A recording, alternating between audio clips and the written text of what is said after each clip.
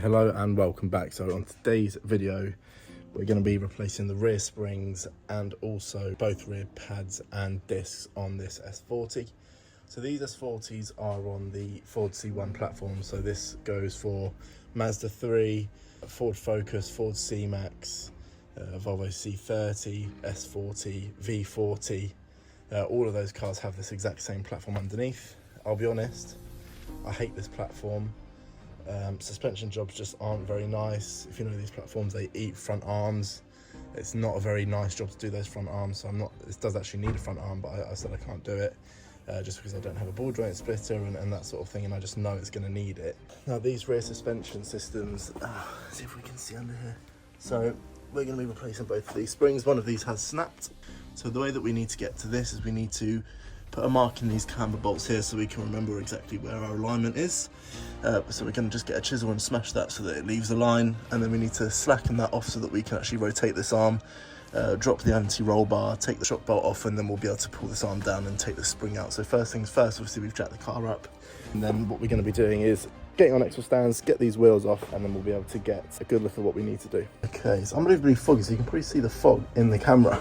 So what we're going to be doing is spraying down both of these camber bolts, both of these anti-roll bar,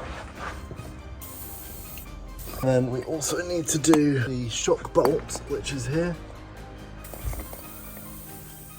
Spray the carriers on the rear caliper as well so we can get these discs and pads out. What we need to do first is we're going to actually jack up this corner. I'm actually going to disconnect the anti-roll bar first so that we don't put any tension under there, and it will make this compression a lot easier.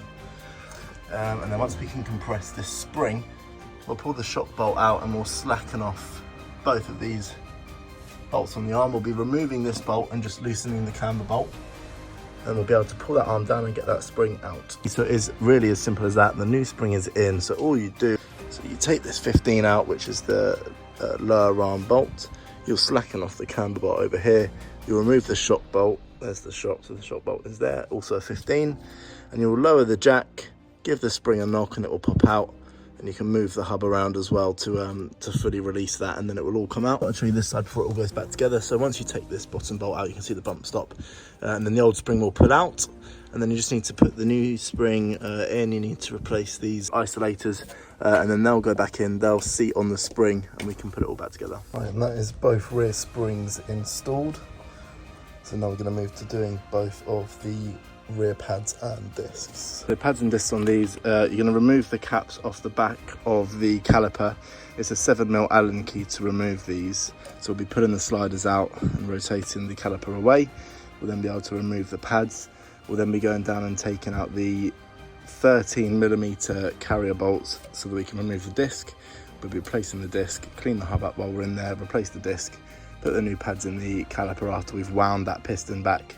Because it is a handbrake and it's not using a drum, it uses the caliper as the handbrake. We'll need to use a wind back tool that actually will interlock into the piston and will rotate the piston back because it's on a thread, and it will push it back into the caliper, and then that way we'll be able to get our new pads and discs on the car. Make sure you take the brake fluid cap off, otherwise you'll be building pressure inside the braking system, which we don't need. So we'll be releasing that cap, and then we'll be able to push the piston back in. As you can see, inside this piston there are two holes there. Piston return kits, they come with these pieces that will have these sort of holes in there. So these holes will line up with the holes in the piston. You'll be able to wind that back into the piston housing itself. Okay, so we've got this piston wound all the way back in. We've got the new disc here from Febby. It's a lovely little bit of kit. It's painted as well, so it won't rust, which is a nice little touch. Right, so we're going to put the new pads in. You need to remember that the pad with the spring goes at the back, and the normal pad goes at the front. A little bit of copper grease behind here after you've brushed it, and then we can get it all put back together. And as you can see, the pad with the spring goes at the back. Put both of the 7mm Allens back in, tighten those up, put the caps back on, and get the spring retaining clip back on the front. And that is one side done.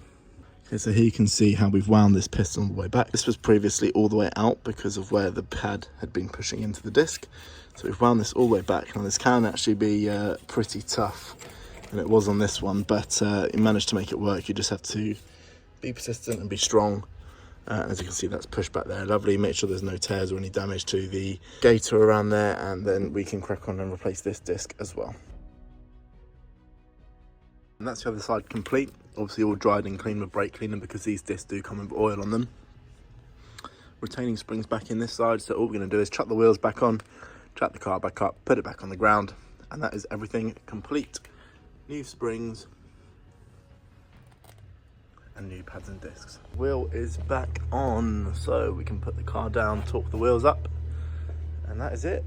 The job is complete, so thank you for watching. I do appreciate everyone who does watch. Hopefully I've helped someone out. Also, you can drop a comment of what sort of content you'd like to see, whether you like these sort of home repairs, DIYs, MOT failure repairs and that sort of thing, or exactly what you want to see, whether it's more track content or anything like that. So yeah, as I said, thanks for watching. Please like and subscribe, leave a comment.